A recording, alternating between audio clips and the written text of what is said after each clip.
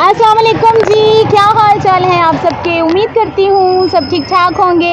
ये देखें जनाब, किस कदर खूबसूरत आम का पेड़ है जिस पर अंबियाँ जो है वो लग चुकी हैं। मौसम शुरू हो चुका है आमों का और ये देखें अंबियाँ जो है वो स्टार्ट हो चुकी है लगना। कितने बड़े बड़े गुच्छे हैं अंबियों के जो यहाँ पर लगे हुए हैं। अगर मैं आपको करीब से दिखा सकूँ तो ये देखिए जी, किस कदर खूबसूरत ये दरख्त है और भरा पड़ा है अंबियों से। अगर आपको नज़र आ रहा हो तो किस कदर खूबसूरत दरख्त है और अंबियों से लदा हुआ है। बहुत ही ज़बरदस्त ये दरख्त और फुल अंबियां जो हैं इस पर लग चुकी हैं। और कहा यह जाता है कि जो दरख्त जो है वो झुका होता है उस पेड़ पर फल भी बहुत ज़्यादा लगता है। तो ये देखिए किस कदर खूबसूरत है और गर्मी की शिद्दत से ये आम जो है जब पक जाएंगे तो किस कदर मज़ेदार लगेंगे। और ये घर जो कि यहाँ पर है और इनका जो पेड़ है ये आधा इस तरफ को है, आधा दूसरे घर की तरफ जा रहा है। और दूसरे घर वालों को किस कदर फ़ायदा होगा जब उनकी तरफ से जो है वो आंधी में आम उनके घर गिरेंगे और बहुत ही अच्छा लगेगा।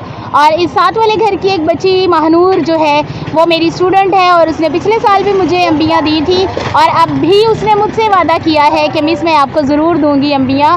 और ये देखें अंबियों के किस कदर फ़वाइद हैं।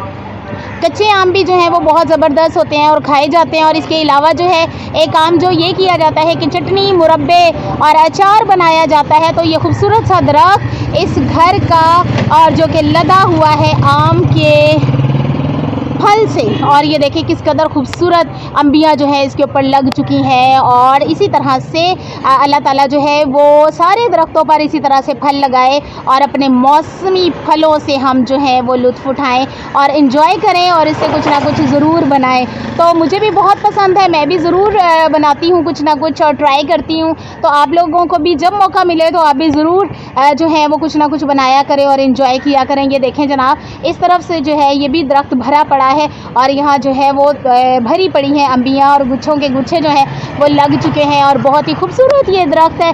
तो आप भी ज़रूर जो है वो अंबियों से कुछ ना कुछ हासिल करें, फ़ायदे लें और इसका ज़रूर कुछ ना कुछ बनाएं। तो फिर मिलूँगी मैं किसी मज़ेदार सी वीडियो के साथ, तब तक के लिए अल्लाह हाफ़िज़।